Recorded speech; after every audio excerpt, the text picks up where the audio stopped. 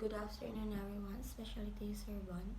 So today we'll be tackling the preaching lesson. And my lesson about is all Matthew verse 5, chapter 44, and Luke 6, chapter 27 to 28. Matthew verse 5, chapter 44. But I say to you, love your enemies and pray for those who persecute you. And Luke verse 6, chapter 28, 27 to 28. But I say to you who hear, love your enemies, do good to those who hate you, bless those who curse you, pray for those who abuse you. So, from the word love your enemies, murag pag no pa lang nimo murag sayon siya sabton pero like gusto siya buhaton. We're like we all understand love. We love our family, our friends, and those who treat us well. So of course, kaya gina to ang love sa ilaha. Kay gitreat man ta nila og maayo. So deserve nila tong love. So this kind of love is called procure love. I scratch your back, you scratch mine. It's natural. Even the tax collectors do that. So Matthew 6 verse.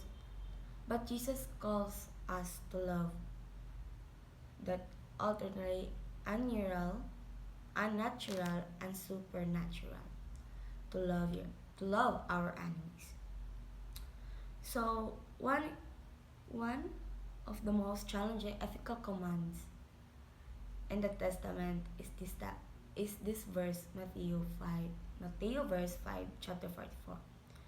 Because in New Testament it requires us to overcome our natural instinct to vengeance and treat our human opponents with active love and prayer.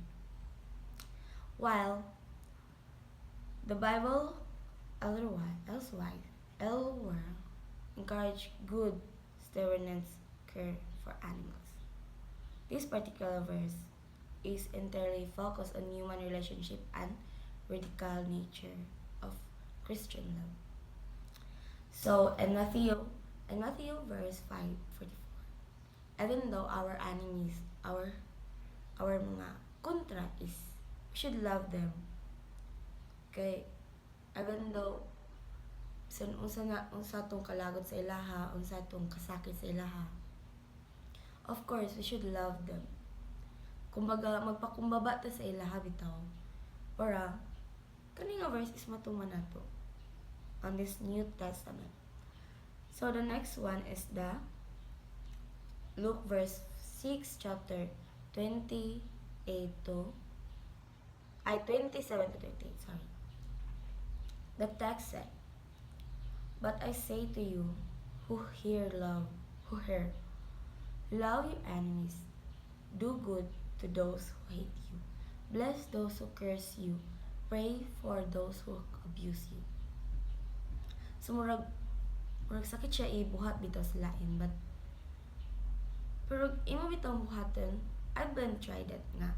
Even though hate na ko siya nga person, or like hate kay mo siya, nakatry ko na guys nga, hate kay na ko siya nga person, naglagot ko sa iya, pero gipray na ko siya, sagdan ako siya, gipray na ko siya, wala ko ingon nga mo revenge ko kay nga na nasakitan ko, but until then ako ang murang nabunahan og blessing nga wala ko ni patol siyang kasuko, wala ko ni patol nga iya kong gibuhatan og ingana. So saan dito, even though sakit siya nga word nga love your enemies, pero like it's nice chapter, it's a nice verse for us nga dili ta mo patol kay may nasuko sa tua, na ay naglagot sa tua, dili to mo revenge, just pray for them, bless them nga ta learn kani nga person tagali mo more blessing, more love. Kay if ever nga mo mas mutaas ang love o gina palayo ka sa mga kalagot kasakit sa usa ka person, ikaw ang the best jud ka in. Nadyo ka sa imong life bitaw nga wala na kasi imong era nga like mo revenge ko kay nalagot ko.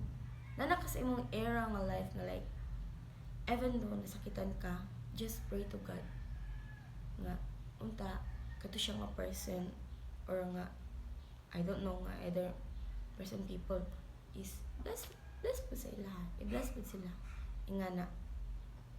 So even though murag impossible, dili nimo makita nga dili ka selfless nga pagka-person. And yeah, nakatry jud ko literally. So I choose this topic. Ipili jud ko ni kay hala, love your enemies. Nakatry ko. So that's all. Thank you.